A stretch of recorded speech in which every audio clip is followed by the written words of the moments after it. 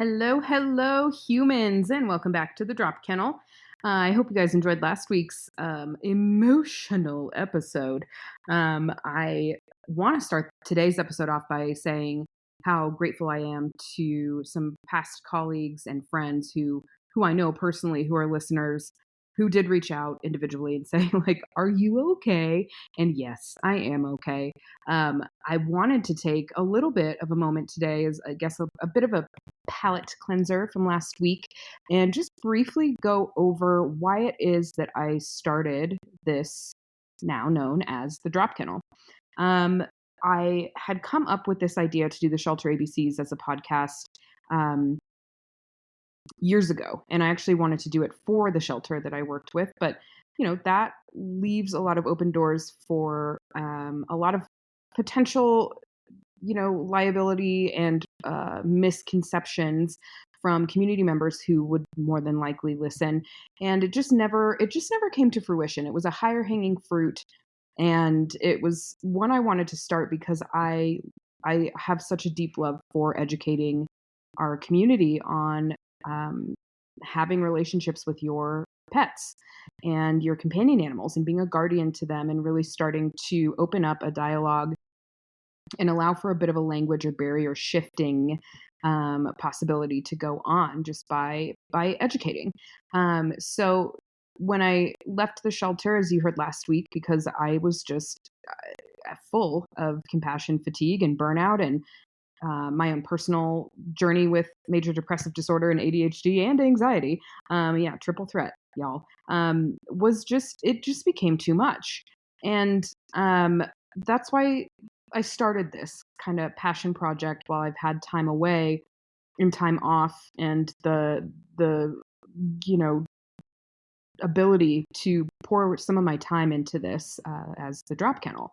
So I am certainly taking a huge leap of faith in providing vulnerability, my own vulnerability, for those of you out there who care to listen. And I think something that drives me forward with that is something that I'll actually never forget. A classmate of mine from high school, when we went to our 20th reunion, uh, was so sweet. He came up to me and said, "Hey, I remember." So I used to be a theater geek, song, choir nerd, whatever you want to call it, thespian, and I used to sing a lot in our talent shows and so on and so forth. And I had big feelings then, just as I do now. I've had big feelings since I was teeny tiny. And music was one of the tools I used to help me express those feelings. So at one point, I had sang, I think, a song by Jewel. Um, this was the early night or late 90s, excuse me. Um, and I sang it without music. I wanted to do it a cappella, I think, in my, non fully formed frontal lobe teenage head. I was like, I'll really get everyone's attention by being very methodical without music because I want them to hear the lyrics. So emo.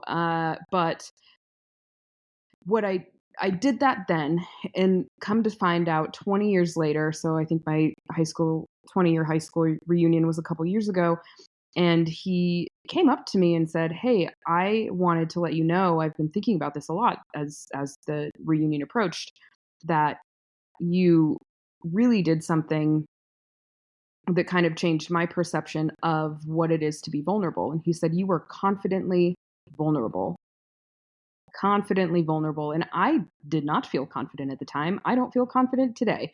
That waxes and wanes just as it does with all of us.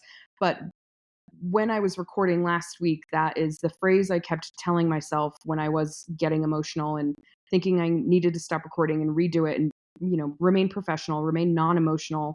Um, and I'm glad that I didn't stop. I'm glad that I did push forward with that phrase in the back of my head of being confidently vulnerable because um, this industry of sheltering and animal welfare and vet med and even dog training is freaking emotional. And I don't think we talk about it enough. And I haven't really found a platform on the socials to where someone talks about it in a way that I can relate to. You don't hear a lot of emoting done. You hear a lot of disgruntled views, and that's the other thing I want to talk on is I am not a disgruntled worker. I loved and love consistently and continue to love the organization that I worked for, and I always will. Um, so, you know, I wanted to touch on that before we get into today's show. And today's show will be a little bit more of a palate cleanser, like I said from last week. We'll talk about one tough topic, but I am going to keep it a little bit on the surface, just so as not to like completely start everyone's week out each week with heavy shit. But that does bring me to why I started the Drop Kennel and what the Drop Kennel means to me and why I named it this. What is its namesake? So that is our first topic for today because we are on the letter D. So I want to talk about drop kennels. Drop kennels exist in a lot of shelters, but according to ASV guidelines, so that's the Association of Shelter Veterinarians. So the ASV puts out a kind of guidebook and huge standard guidelines for standards of care for sheltering. And they put it out, I don't know, they update it, I guess I should say, every few years. The most recent one was published in 2022. And I was so anxiously awaiting for the update to come up because it's something that I would use in the behavior department to use as a checklist, which they provide for you. And I'll provide the link down in the description as well for anyone in sheltering who hasn't maybe experienced the ASV guidelines. I am more than happy to introduce you to that. But when we talk about the guidelines and we talk about the drop kennels, we have this mode of housing in a lot of shelters that allows for those who find, let's say, a stray animal, stray cat, stray dog, or if animal control or police, sheriff department, whomever, on the legal aspect of things, arrests someone at 2 a.m. for driving under the influence and they have a dog in their car with them, where does that dog go? Well, a lot of times, if you have a contract like we do with the sheriff's department in our county, as well as ACO, they will come to the shelter.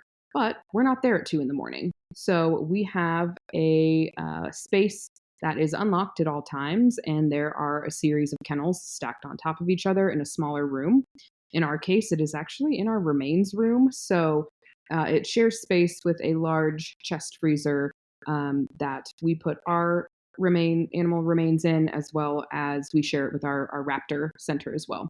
For those of you who are like me, who might have a slight fear of birds, there's nothing worse than going in and opening the freezer in the morning and seeing just talons sticking out of bags.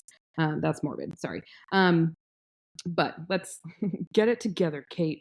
Let's talk about the ASV position. So the Association of Shelter Veterinary Medicine, their position on drop kennels. So I'm just going to read it to you verbatim. So it is, quote, the use of drop boxes where live animals are placed in unmonitored receptacles for later intake is unacceptable. This practice can result in safety risks for humans and animals, animal suffering, infectious disease exposure, or death.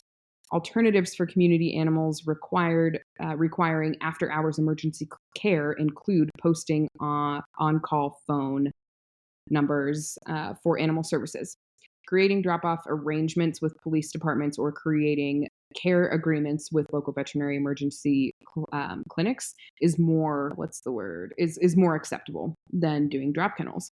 So, and I can attest to that. And I know it was always something we very briefly would talk about in some meetings at the beginning of the year as to whether or not we want to continue providing drop kennels as a service to our community and our local law enforcement.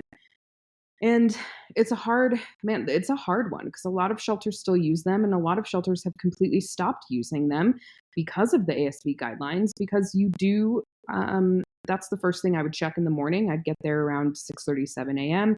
and the first thing I check is the drop kennel. And there would be days where someone somehow miraculously got a feral cat into the drop kennel out of their trap, leaving me to be the one responsible to get it then out of this larger kennel that didn't leave a lot of room for safety for myself or for the cat. And then you have this cat who's been trigger stacked all night. If someone brought a dog in, but then someone was able to come get their dog out of the drop kennel, you have all this commotion going on, oftentimes. And when you're that cat, that feral cat who's just consistently being exposed to humans or other things that they really don't see in their day to day life, yeah, that can absolutely um, go under that umbrella of animal suffering, or just having that be inhumane. And it is. But it isn't necessary. Well, I don't, I guess I'm fuzzy with where my position is on it. Um, I think in some cases it's okay. Um, but I've had more often than not situations where you do go in and there's that feral cat that you then have to get out, or there's a dog that we know nothing about, and ACO or the sheriff's department did not leave any information, which was a common factor. And I'm sure shelters listening out there who do still use drop kennels, you probably know what I'm talking about. And it's really frustrating because I would walk in, and from the behavior standpoint, I'd be looking at this dog who very clearly was very fearful, very stressed, and very anxious about its situation and its environment, and wanted nothing to do with me, and showed signs of, I'm going to bite you if you try and take me out of this kennel or put this leash on me or do anything with me. I am way past my threshold. So there would be moments like that, or there would be moments where people would drop animals off and not even put them in the kennel. So you would walk in and there would be a dog just in the room. Sometimes they'd be super bomb proof and they'd be like, "Hey, what are you doing here? I'm here too." Or it'd be the opposite, where you go to open the door and be met with a dog lunging at you. And then you'd have to close the door quickly, not let it out, because if you do, it can run free, and our shelter backs up to the highway. So you'd have to be really careful. And then there were other opportunities that people would, take advantage of the drop kennel, where my shelter only took canines and felines, but there would be mornings where I would walk in, and at one point there was a lump of blankets in one of the kennels, and it smelled like something was in there. But again, there was zero paperwork. So when I went to go lift the blanket very slowly, thinking maybe it was like an elderly cat, no, it was a albino naked guinea pig, so hairless guinea pig. And I think we both startled each other. I mean, I was like, "Whoa!" And the guinea pig was like, "Squeak!" And it was, comical in the sense of, in my mind, I was like, if this were a cartoon, this would be hysterical, the way it would play out and the way it would look visually. But, then we as the shelter had to pool resources, call whoever we knew that worked with us that had cared for uh, guinea pigs or other rodents, and had to have them then bring their resources to us, and then call Petco or PetSmart and be like, "Hey, can you take this critter?" And yes, they did. And, we've had just a multitude of really random things dropped off at the drop kennel.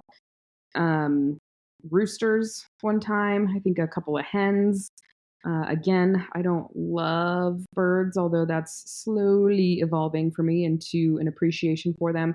But it's not the first thing I want to see in the morning, by via surprise.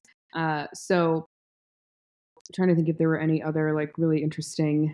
I don't know that I ever received a reptile. Um, yeah, mainly guinea pigs. I think maybe a couple ferrets, the chickens and whatnot. Um, but anyway, so you have this availability for your community. Not everyone can take in a stray cat or a stray dog and keep them overnight. And they may have other dogs that are really reactive. They may have a cat that's terrified of dogs, or this dog that they found as a stray may be really addicted to cats. So that's where I struggle. That's where this is such a fine, fuzzy line of like, are they practical? Do they have a practical use, or is there something better?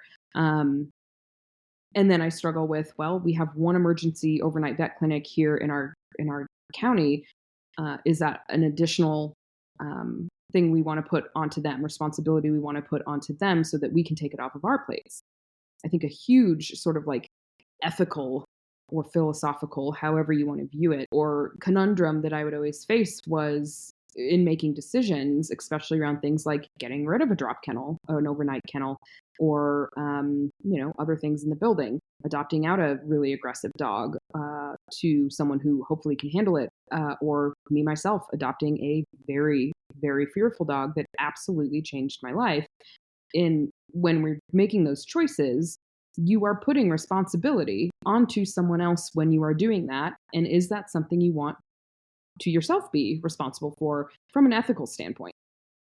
Um, I know not everyone thinks that way. I do, and it's torturous, but I don't know how else to be, I guess.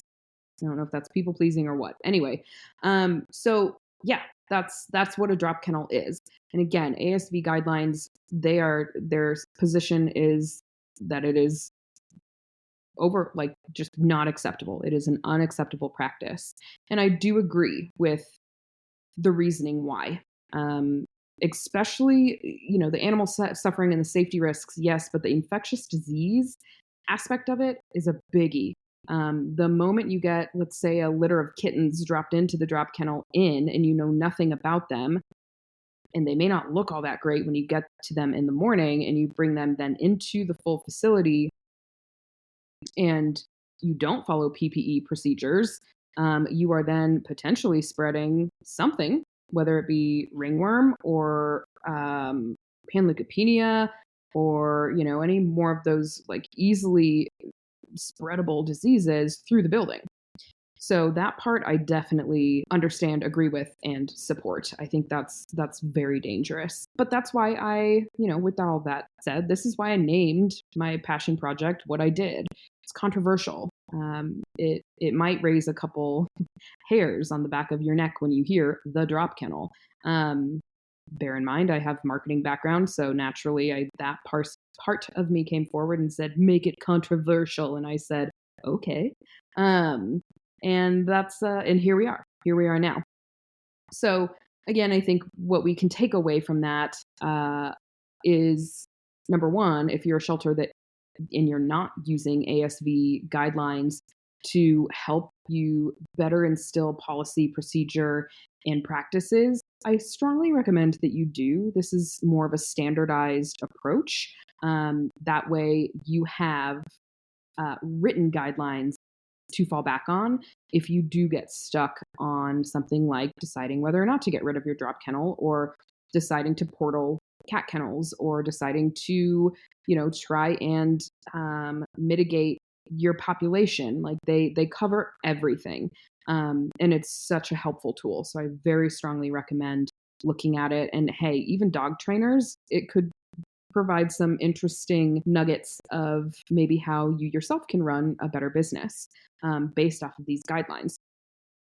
Anywho, so that's the topic number one. Is, yeah, like I said, just a little anecdote on how I got my namesake and what it is. And I'll be curious to see if anyone wants to jump in and comment on their feelings about drop kennels, because I think it is still controversial, and it's sort of, on one hand, it's a necessary quote evil, and then on the other hand, it's really not humane. So it is very dependent on your shelter as a whole really communicating with other community members who might have resources to better help stray animals or animals that are apprehended through legal issues like driving under the influence. I guess the other thing that people do well, I don't want to, it's not that often. I would say uh, it was fairly infrequent, but it did happen enough to bear a talking point here. People certainly would utilize drop kennels to surrender their dogs or cats. There's a lot of times that the previous owner could not bear to even be seen in public while they are surrendering their pet. And I don't blame them. That is, a really, as we've talked about in the advocacy episode, that is a hard friggin' thing to do. And I can completely understand and be empathetic and compassionate towards those who would rather drop their pet off in the middle of the night and leave the paperwork and do it that way. It's not ideal. It's not was never one of my favorite moments by any means, but that does happen. And I guess my worry about removing a drop kennel would mean that thought of, okay, then what are those people going to do then if they cannot drop their animal off without being seen? My intrusive thoughts go wild, and I won't even share them because they're dark. But, you know, I think our community and your community too may be better equipped than I give credit for in asking a friend to do it for them, or finding a family member, or finding a different way to do it so that they still don't need to be seen if it is too difficult for them. So that's Les Drop Kennels. Kind of my take, what they are, and again, circling back one more time to drive the point home, really utilizing the ASV guidelines for how it is that you run your shelter. So the other thing I want to talk about today is a little, well, not a little, it's a very difficult topic, but it does need to be talked about. So when I said earlier this was going to be a palate cleanser, I just meant the beginning of it. Sorry. But we're talking about deteriorating. Oh my God, why can't I do the word? We're talking about dogs and cats who deteriorate in a shelter environment, and how that played a huge role in my position as behavior manager. So if an animal is deteriorating, hopefully you guys know what I'm trying to say. This one is hard for me. It makes me wonder if my brain is firing on all synapses. Clearly it isn't, but we make do, don't we? So when you are in a shelter, when an animal is in a shelter, you know, as I've said in the past, the environment is not normal. I think dogs and cats, well, dogs being specifically raised as companion pets for the last, 50,000 years, I would argue that a dog's natural habitat would indeed be in a home overall. So when we look at it that way, we look at what it means for them to then come to a shelter setting. Yes, are the shelters doing everything they can to make that experience okay for the dog or cat? Yeah, but they're also doing so within their capacity for care and their resources, and what they have available to them. So that can look like a dog having, it's a full dog run and full, 3 times out a day for potty. It can also look like a dog having to share a large room with multiple other dogs who it doesn't know, who are also, who might be reactive, who might be super fearful, who might be intact, and ready to rumble, in the sheets, if you will. Um, so you have all of these situational environments that are not normal to this dog, and for cats, especially not normal to cats. They're in a small kennel.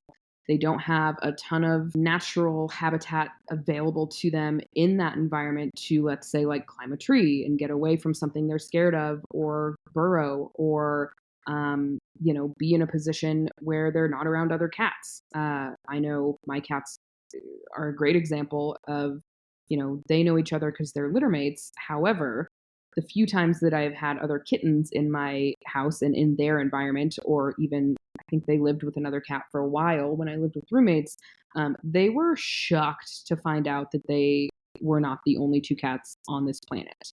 Um, and that's a product of genetics, and also a product of the fact that they've only known each other, and I've never had any more than two cats.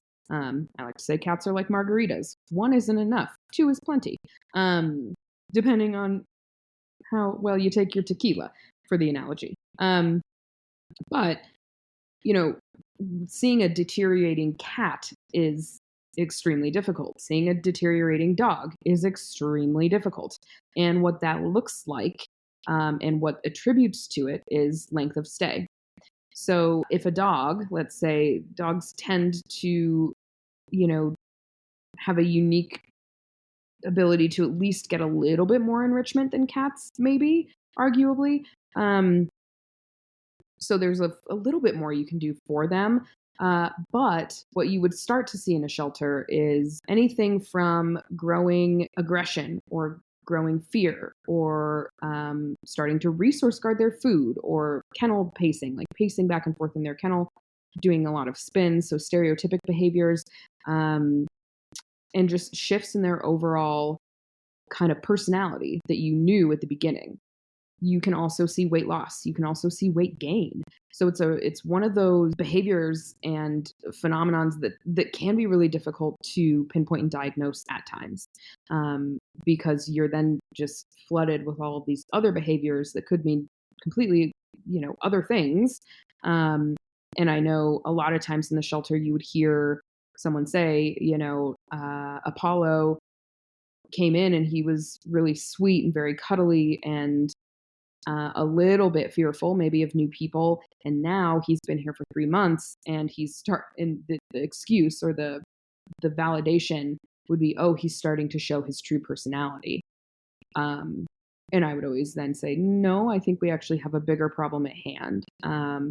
And I know actually right now there's a dog at one of the shelters I've been following named Jane, and she came in very similar and akin to my dog, terrified of people, just absolutely terrified, tail tucked, ears pinned back, sclare of her eyes showing all the time, panting, really tight body. She'd keep her body so tight and so round, to just be as small as humanly possible, well, as doggily possible. Um, and she's now been there for 5 months. She's gotten adopted a couple times, brought back a couple of times, because of the fearful behavior. She's the type of fearful that she does not like to be touched. She didn't start out by being reactive or offensive to you trying to touch her. She would just flee. Uh, and, she also came in with heartworm. So we had to treat her for that too. So that contributed to her length of stay for sure, was the heartworm treatment. But it's been difficult for her to find a home because of her current behavior. Then be talking and kind of consulting with someone there, they're saying like, oh, she's starting to show her true personality. She's now becoming very aggressive or reactive, towards anyone coming towards her kennel, towards trying to leash her to go on a walk, towards, trying to feed her, just be in her space. And that was my red flag there is, oh no, this isn't a personality thing. This is a deteriorating situation. And what do we do in the shelter when we get to that point? And that same goes for cats. I'll give one more example of a cat, and then we'll kind of dive into what to do. Um, so I'm trying to think of a good kitty example because there are certainly a lot of them, but um, a lot of times you'll see cats who have paperwork saying that they are cuddly and lovely and very affectionate and very people forward, people social, what have you. And they come in and they're immediately deteriorating. They are immediately in a new environment that they do not like. And they have flipped that switch to be very defensive and offensive of themselves in their space, which makes complete sense. So then you have to work with them and work very slowly with them, giving them catnip, giving them churros, giving them treats, giving them space. For the love of Pete, give them space. Using feel away spray on their towels and then using that towel to cover the front of their kennel to just really tone down the stimulus for them. And then over time, they come around and you do a location move where you move them to a room if it's available or a larger kennel once they're ready. But then they don't show well to the adopters because they don't know them, but they know you because you spent the time with them. So over time, this again, sort of flooding of interaction, social interaction, just to get adopted, starts to deteriorate their quality of life. They do become more fearful. They can bite, they can scratch, they can lunge, they can just, definitely with kitties. I think anorexia in kitties is very a little bit more prominent in the shelter world, so they stop eating. It's too much. So when you start to see that, or hair pulling, if you start to see clumps of hair and you start to see little bald spots on their stomach, typically, or back end, that is deteriorating, and that is heavy FAS, fear, anxiety, and stress, as well as frustration. So those qualities and behaviors that you see in the shelter, that is a big red flag. That is a like alarm bell should be going off, and there should be behavioral intervention immediately. So what that looks like, that behavioral intervention for this animal that is becoming impaired or losing quality, losing function, or losing general condition because of the state of their environment, is, yeah, alarm bells. So something that we would do, the first thing we would always look at would be location. How can we change their environment? Can we take this dog who's really struggling and make it an office dog, whether it be my office or someone else's in the building? Can we take this cat and put it into a colony room without any other cats? Can we take this cat and put it in an office as well? Um, what can we do for these animals to just subtly shift their environment so they feel safer and so they have something new to acclimate to that may be less intense and less stressful than a kennel in a giant room full of other kennels with the same species who are also stressed. And dogs and cats react and recover from those things as individuals. Um, and I want everyone to keep that in mind. That's, each animal is an individual. You can't lump them you know, with one another. They all function on their own in their own different way, just like humans. And yes, I am happy to say that that is something I can anthropomorphize because it's fucking true. Deal with it. Anyway, so when you have those situations going on, though, the best thing you can do is that, yes, number one, let's see if we can shift their environment. If we can't shift their environment, what enrichment can we offer them to give them a break from the mental sort of anguish that's going on in their brains? Um, and if enrichment's not working, can we onboard some medication? Can we hit up the vet med team and say, hey, we need something to take the edge off for the time being? And that's controversial in it of itself, and it will be a completely different episode where I'm hoping to actually bring in a couple specialists, since I am not a vet, to talk about behavioral intervention on the medical pharmaceutical end. But that's another option. So you can do that with both cats and dogs. But if you do that, then you do have to have someone from the behavior team also offering some form of behavior modification. And I'm not talking about behavior modification that you would get with your companion pet who's struggling with reactivity in your home. We don't have time or resources for that type of BMOD. But what we do have time for is, again, utilizing the pharmaceutical tool with an environmental shift or an enrichment shift or a quick, let's teach the cat how to high five. Let's teach the dog how to do a hand touch. Let's utilize their brain power and that like neuroplasticity to see if that helps. So that's another option. And then, of course, if your resources allow, I would say, and even if they don't, I would say put this on your docket for 2025 using your ASV guidelines to see how you can build a robust adult animal foster program. We would certainly kind of wax and wane with ours. We would have available fosters who were more than willing to take a behavior case, dog or cat adult, but they're few and far between. The handful that we have at our disposal at the shelter that I was at are uh, they deserve Nobel prizes. They're the most amazing human beings on the planet. And boy, do they get attached, and boy, do they love these creatures as if they were their own. It's one of the most beautiful things to bear witness to. So getting the animal out of the shelter is one of the best things you can do if they are in any spectrum of the stages of deteriorizing or deterioration. Deterioration. It's like the word rule.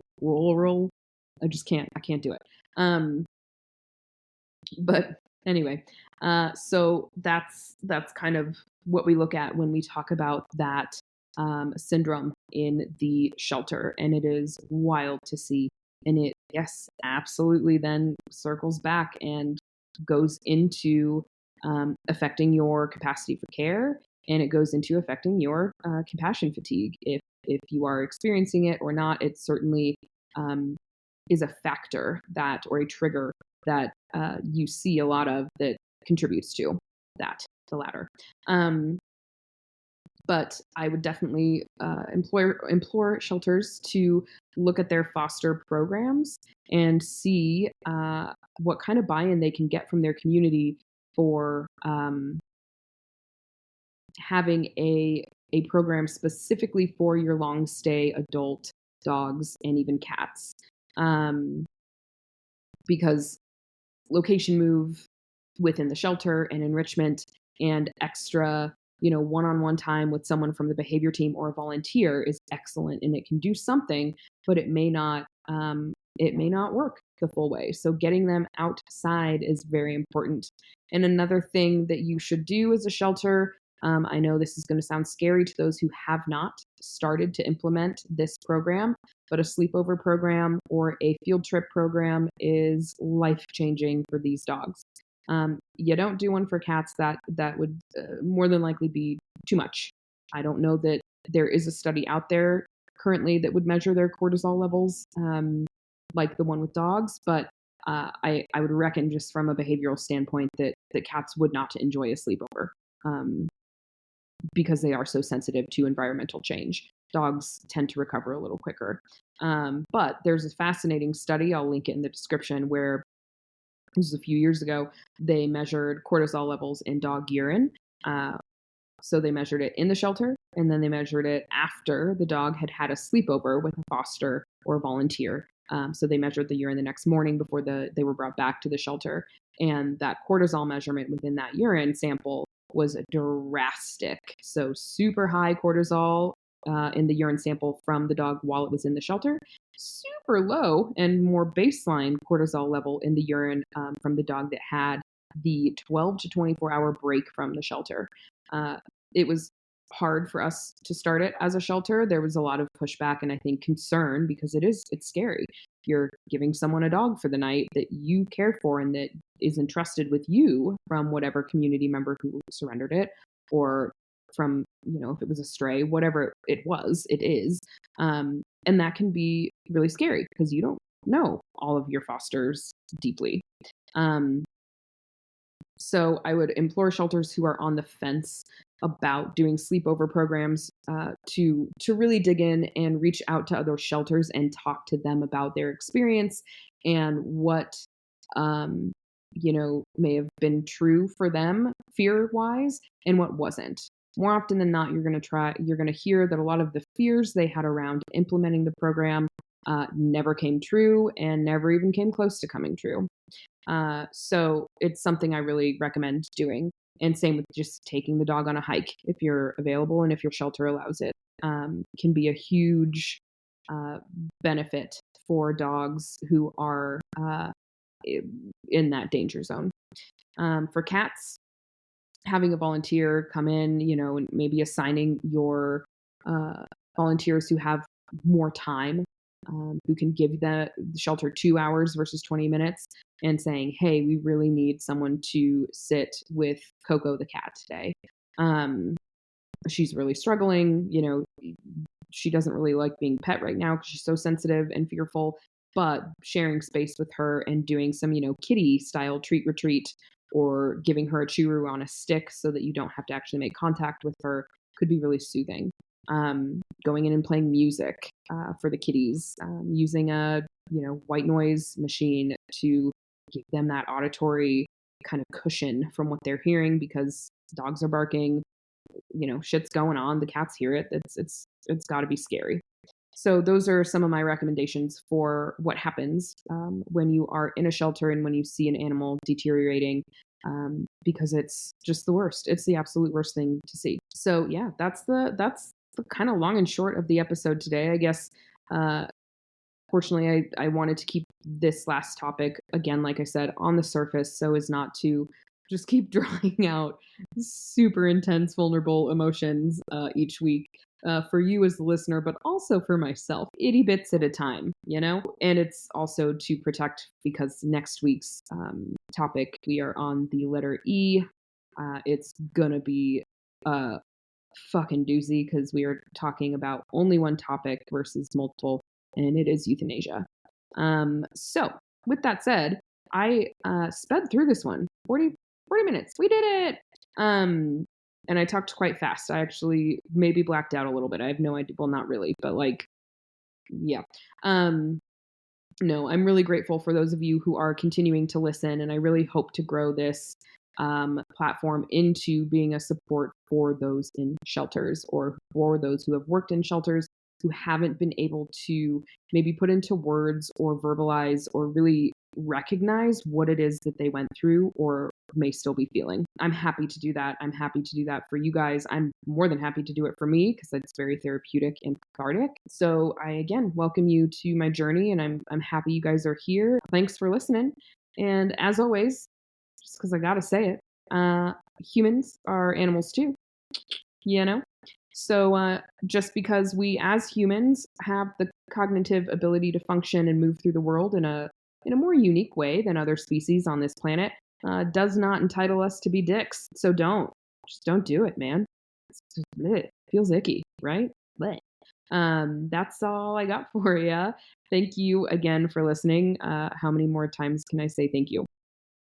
One more. Thanks for listening. We will see you next week where we get into, like I said, the topic of euthanasia. It's going to be a doozy. Who knows? We may even have to turn it into a two-parter. So buckle up for that. In the meantime, enjoy your week and go save some lives and pet some dogs and cats and horses, and then also pet yourself. Be nice to yourself.